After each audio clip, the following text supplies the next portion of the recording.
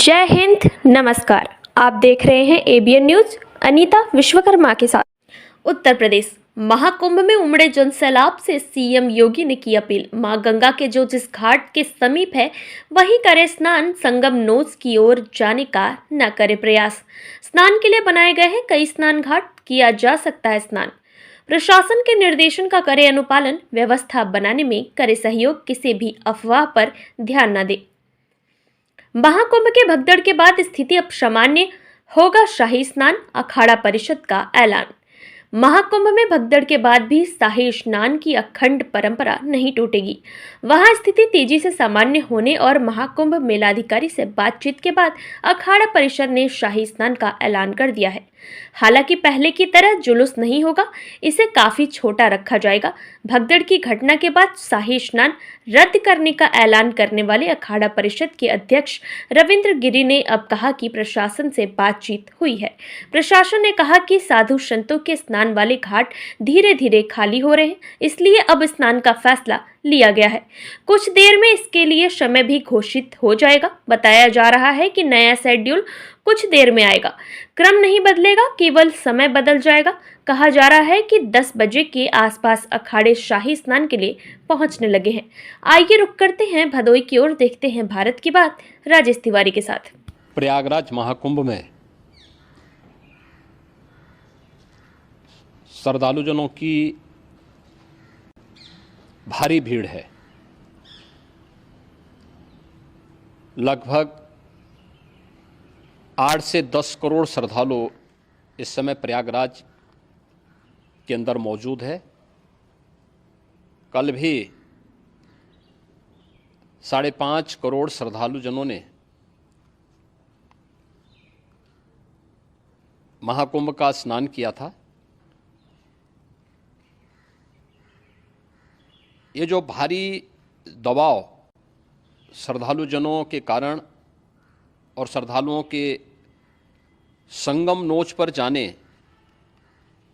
के कारण वहाँ पर एक बना हुआ है, लेकिन पूरा प्रशासन मौके पे वहाँ मौजूद है।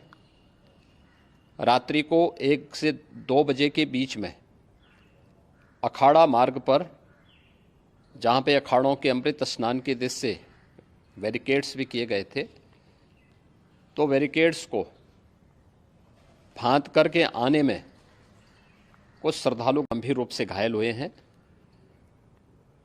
उन्हें तत्काल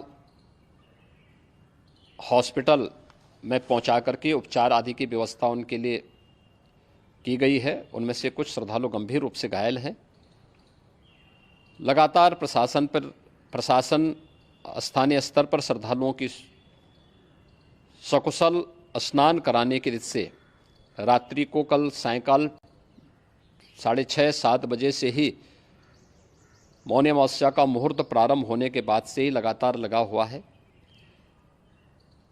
प्रयागराज में महाकुंभ में श्रद्धालुजनों के सकुशल स्नान करने, अमृत स्नान के लिए देश भर से आए हुए श्रद्धालुजनों की व्यवस्था के लिए, उनके कुशल क्षेम के लिए आदरणीय प्रधानमंत्री जी का प्रातःकाल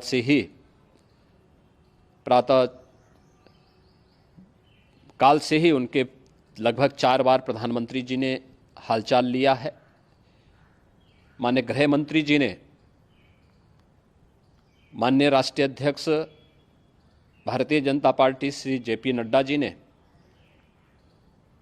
माननीय गृह मंत्री श्री अमित शाह जी ने भी, और प्रदेश की माननीय राज्यपाल श्रीमती आनंदीबेन पटेल जी ने भी लगातार जानकारी लेकर के सभी के कुशल क्षेम और सकुशल स्नान कराने के बारे में निरंतर रिपोर्ट ले रहे हैं। हम लोगों की प्रातःकाल से ही श्रद्धालुजन जो भी आए हैं वे स्नान कर सकें, इसके लिए यहाँ पे उच्च स्तरीय बैठक भी चल रही है, जिसमें मुख्य सचिव भी हैं, डीजीपी हैं, प्रमुख सचिव गृह हैं, मुख्यमंत्री कार्यालय के अपर मुख्य सचिव के साथ साथ एडीजी लॉ एंड ऑर्डर के साथ साथ अन्य वरिष्ठ अधिकारीगण मौजूद हैं। प्रयागराज में हालात वर्तमान में नियंत्रण में हैं, लेकिन भीड़ का दबाव बहुत बना हुआ है। अखाड़ा परिषद से जुड़े हुए पदाधिकारियों के साथ मैंने स्वयं भी बातचीत की है। आचार्य महामंडलेश्वरों से भी, पूज्य संतों के साथ भी मेरी बातचीत हुई है और पूज्य संतों ने बड़ी ही विनम्रता के साथ इस बात को कहा है कि नहीं, श्रद्धालु जन पहले स्नान करेंगे और फिर जब उनका दबाव कुछ कम होगा और वे सकुशल वहाँ से निकल जाएंगे तब हम लोग स्नान करने के लिए संगम की तरफ जाएंगे। अभी पहले श्रद्धालु जनों को, चूँकि देश भर से आए हैं, तो इसके लिए उन्हें सभी अखाड़े इसके लिए सहमत हैं और सभी लोग इस व्यवस्था के साथ जुड़े हुए हैं।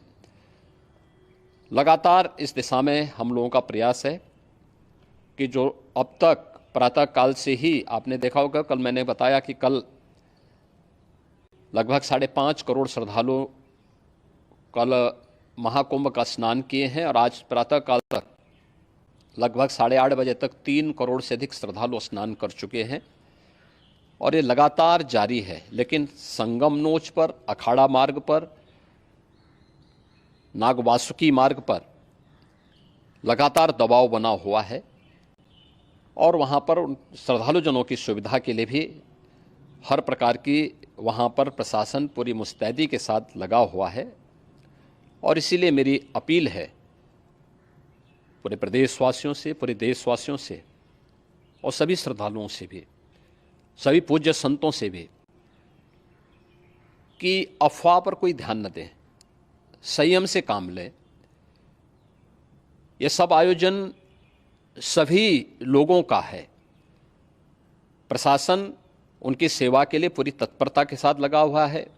केंद्र और राज्य सरकार पूरी मजबूती के साथ वहाँ पर हर प्रकार का सहयोग करने के लिए तत्पर है। लेकिन कोई किसी अफवाह पे ध्यान न दें। कोई भी व्यक्ति नकारात्मक अफवाह फैलाने का प्रयास करेगा, उस प्रकार से नुकसान हो सकता है। और जहाँ पर हैं आप, लगभग 15 से 20 किलोमीटर के दायरे में अस्थायी घाट बनाए गए हैं, उसमें कहीं भी वे स्नान कर सकते हैं। आवश्यक नहीं कि संगम नोच की तरफ ही आएं, क्योंकि भीड़ देखते हुए, खासतौर पर जो बुजुर्ग हैं, बच्चे हैं, श्वास के रोगी हैं, उनको लंबी दूरी तय नहीं करनी चाहिए और जहाँ पर हैं वहीं पर आराम से पहले स्थिर होकर के कार्य करें, वहाँ पर रह करके, और जो नज़दीक के घाट हैं उसी नज़दीक के घाट में स्नान करेंगे। सब गंगा जी के ही घाट हैं और गंगा जी के इस घाट में वही पुण्य प्राप्त होगा। ये मौनी अमावस्या है। मौनी अमावस्या में स्नान का महत्व है। संगम में स्नान का दबाव बहुत ज़्यादा है, इसलिए सभी लोग अगर वहाँ पे इसमें अपना सहयोग करेंगे तो सकुशल हम सभी श्रद्धालु जनों को वहाँ पर स्नान करने में सफल होंगे और फिर इसके उपरांत अमृत स्नान के लिए पूज्य संतों से भी